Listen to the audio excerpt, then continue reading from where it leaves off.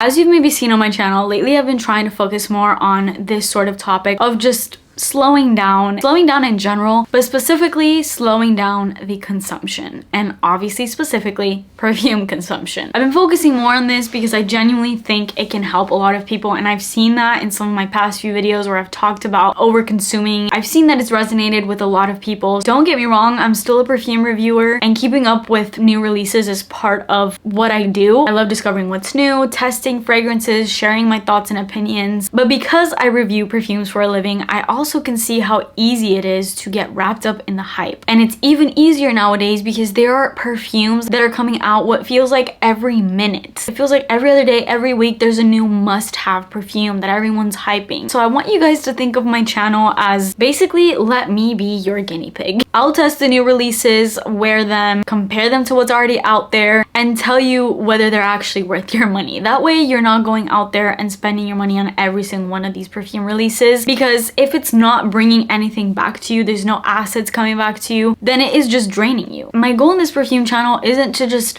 make you spend more. It's to help you make better decisions about the perfumes that you buy. If a perfume is truly special, like I have not smelled this, I'll tell you. And if it's super overhyped and it smells like a million other perfumes and something you probably already have, then I'll also tell you that. I would much rather help you build a collection you really genuinely love than just encourage you to chase every new perfume release. At times I feel guilty because I feel like I was unintentionally doing that because I myself was falling for the hype. So I was like, I need it, you guys need it, like just not realizing. But now I'm way more aware of my consumption, of my past consumption. I've decluttered so much, and so I kind of come to you with this newer mindset, and I believe much better and healthier mindset. And in this video specifically, I am going to basically tell you how to not fall for the hype of every new perfume release. Because if you're anything like how I used to be, every new perfume launch felt like something I needed to own. Every new perfume launch was disguised and marketed as this new incredible thing. It's like incredibly unique. You don't have anything like it. Every influencer loved it, and suddenly my wish list were like hundreds of perfumes long. And the next week they would only increase because there would be more new releases. After spending thousands on fragrances, which I also just did this video as well, so if you missed that, I'll link it out here. Basically just all the lessons that I've learned from spending thousands on perfumes. I finally realized that those urgent new perfume releases that I needed to have, I didn't need to have. First up, marketing is designed to create urgency. One thing that's really changed my perspective on constantly chasing new releases is just how much of perfume hype is connected directly to marketing. This is really easy to notice if you just open up TikTok, but when a brand launches a new fragrance, a new product, whatever it may be, they don't just quietly release it. It's like, oh, it's released and it's just there on the shelves. No, they want the whole world to know about it. They send out hundreds of PR packages to creators all at the same time. And so suddenly your TikTok, your YouTube, your Instagram, all of these social medias are now bombarded with people telling you you need this product. Everyone is talking about it. It starts to feel like everyone owns it except you do. And psychologically, that is incredibly powerful. You start to think if everyone's talking about it and everyone's hyping it, then it must be good. Like, I need it because they all have it. But what you're actually seeing is a coordinated and well thought out marketing campaign. That doesn't mean that the perfume or the product or whatever is bad. Some new releases absolutely deserve the praise that they get, but popularity and quality are not the same thing. Sometimes you're just buying into the excitement of a new launch more than you're buying into the fragrance itself. And I feel like just kind of making the mental switch to just realize what's happening makes a huge difference. At least it did for me, because it almost kind of took down that veil of like, oh, hype, everyone loves it, whatever. And now every time I see this, I'm like, oh, this is just marketing. It's what marketing does. This needs to happen for every new release because these brands are smart. They know how to get the audience. Simply being made aware of that makes such a huge difference. And it's probably not what these companies want you to know, but I'll tell you. Second way to not buy into the hype is to simply just wait before you buy it. I know this can be really hard, especially if you're someone that just like pulls the trigger right away. You're like, I have to buy it. Whenever a new perfume launches, try to wait at least 30 days before purchasing it.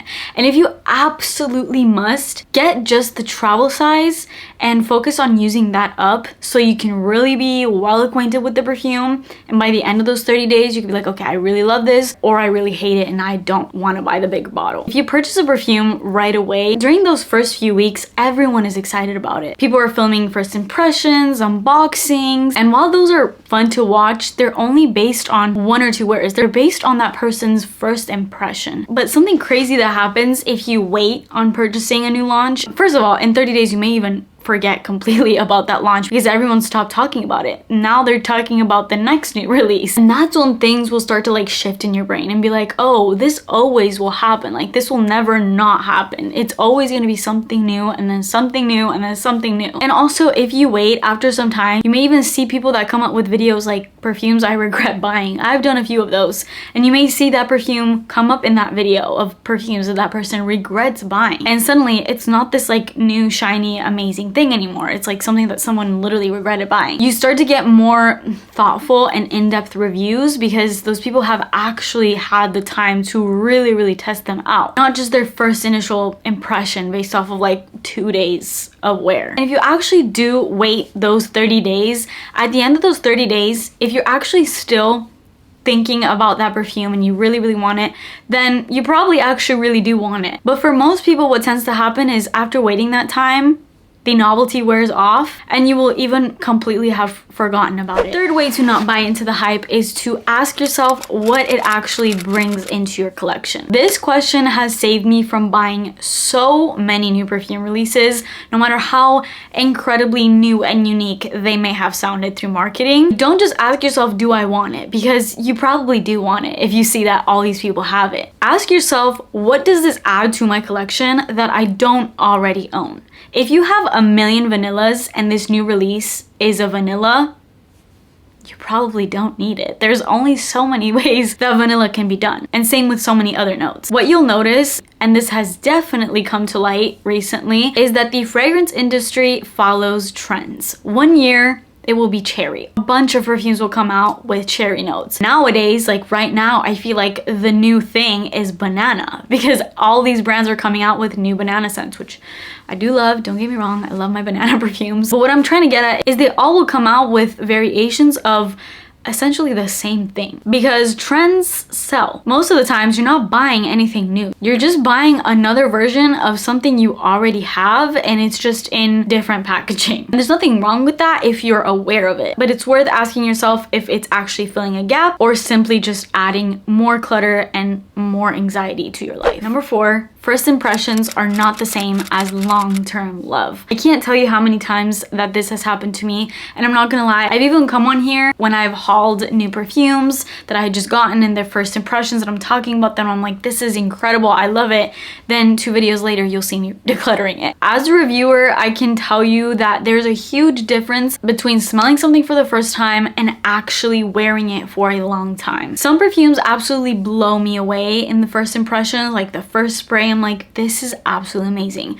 Then I start wearing it and I'm like, I actually don't like this as much as I thought I did. I'll be like, oh, this is actually too sweet. I don't like the scent throughout the day. It gives me a headache. I'm constantly aware of it. So I just don't like it. And the opposite can also happen where I'm not that thrilled with the perfume on first impression, but after spending some time with them, I'm absolutely in love with them. That's what happened to me with Vanilla 28. I absolutely did not like that scent.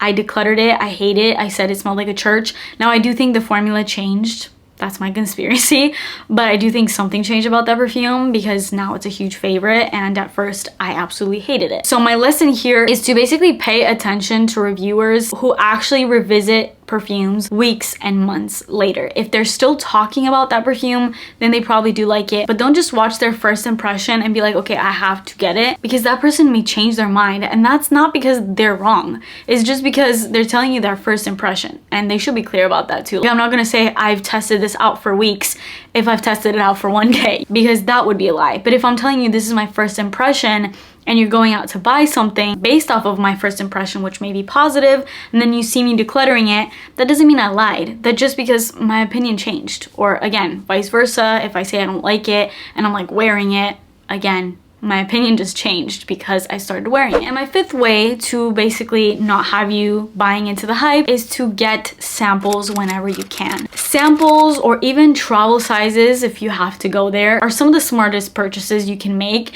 and they can actually end up saving you hundreds. I know samples are not available with every single perfume, especially if you're purchasing online, but whenever you see that there's a sample available, I highly encourage that you go that route first, especially if you're blind buying.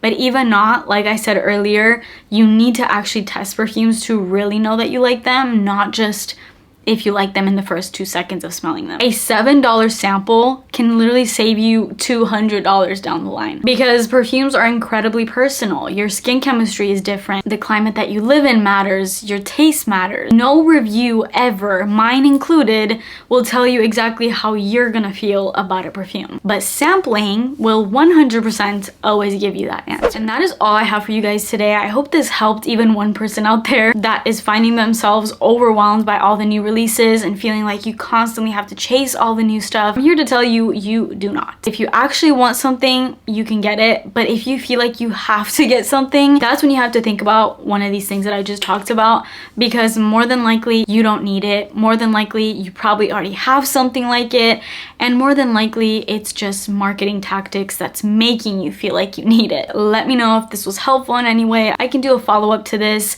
so let me know in the comments. But that is it for me today. Please subscribe to my channel if you haven't already, and I will see you in my next video. Bye.